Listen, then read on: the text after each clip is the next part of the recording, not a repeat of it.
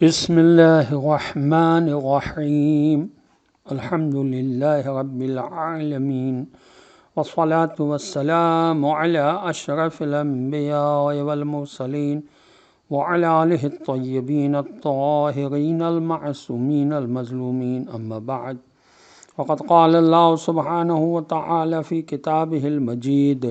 وفرقانہ الحمید وقولہ الحق وهو اصدق الصادقین اعوذ باللہ من الشیطان اللعین الرجیم بل کذبوا بما لم یحیطوا بعلمہ ولما یاتہم تاویلہ کذالک کذب الذین من قبلہم فانظر کیف کان عاقبۃ الظالمین صدق اللہ العلی العظیم۔ السلام علیکم ورحمۃ اللہ وبرکاتہ۔ اللہ تبارک و تعالیٰ کا شکر ہے کہ سورہ مبارکہ یونس کی آیت نمبر 39 کی تلاوت کا شرف میں نے حاصل کیا، جس کا ترجمہ یہ ہے کہ بلکہ حقیقتاً ان لوگوں نے اس چیز کو جھٹلایا ہے جس کے علم پر وہ حاوی نہیں ہیں، یعنی جس کو وہ پوری طرح جانتے بھی نہیں ہیں اور جس کی حقیقت ابھی تک ان کے سامنے نہیں آئی ہے۔ اسی طرح وہ لوگ بھی جھٹلاتے رہے ہیں جو ان سے پہلے تھے، تو دیکھ لو کہ کیا انجام ہوا ان ظالموں کا۔ تفسیر صافی میں اس آیت کے ذیل میں لکھا ہے کہ منکرین حق نے بغیر حقائق جانے یا بغیر غور و فکر کیے قرآن کی تکذیب کی۔ اس کی وجہ یہ تھی کہ ان کو حق سے اور رسول خدا صلی اللہ علیہ وسلم سے معاذ اللہ نفرت تھی، کیونکہ ان کو اپنے باپ دادا کے احمقانہ دین سے محبت تھی، جبکہ قرآن دونوں حیثیتوں سے معجزہ ہے، نظم کلام کے لحاظ سے بھی اور غیب کی خبروں کے لحاظ سے بھی۔ تفسیر علی بن ابراہیم میں اس آیت کے ذیل میں لکھا ہے کہ اکابرین و محققین نے نتیجہ نکالا کہ ہر وہ بات جو ہمیں معلوم نہ ہو اور ہمارا علم اس کا پورا احاطہ نہ کر سکے، اس کا انکار جہالت ہے۔ اسی طرح امام مہدی جل اللہ تعالیٰ فرجہ شریف کی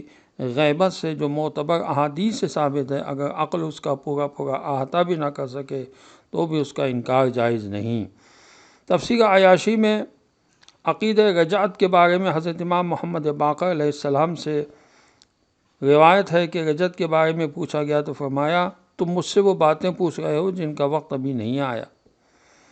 انسان کی ناسمجھی کیا ہے؟ قرآن کا فرمانا کہ اس کی حقیقت ابھی تک ان کے سامنے نہیں آئی ہے، اس سے معلوم ہوا کہ یہ انسان کی جلد بازی ہے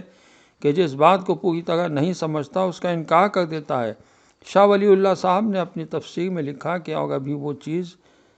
ابھی وہ جس پر اس کا وعدہ منطبق ہوتا ہے آیا نہیں،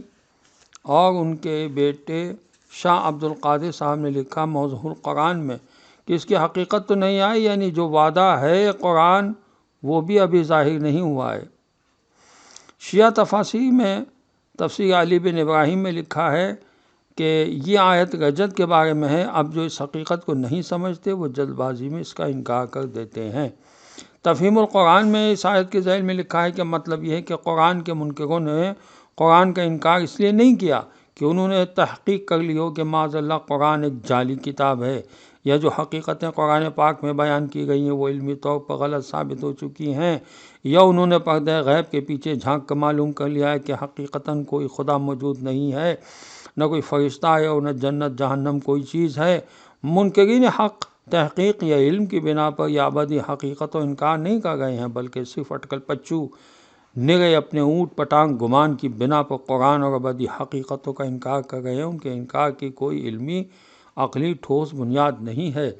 تفسیر عثمانی میں اس آیت کے ذیل میں لکھا ہے کہ بعض مفسرین نے اس آیت کے لفظ تعویل کے معنی تفسیر کے لیے ہیں، یعنی قرآن کے مطالب اور مضامین میں ان کے دماغ میں نہیں اترتے،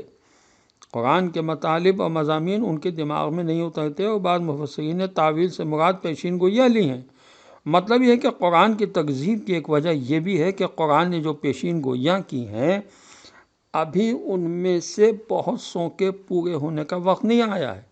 اس لیے سادہ لو قسم کے احمق لوگ قرآن کی تکذیب کر رہے ہیں، حالانکہ اس بنیاد پر قرآن کی تکذیب کا کوئی جواز نہیں، زیادہ سے زیادہ توقف یا انتظار کیا جا سکتا ہے۔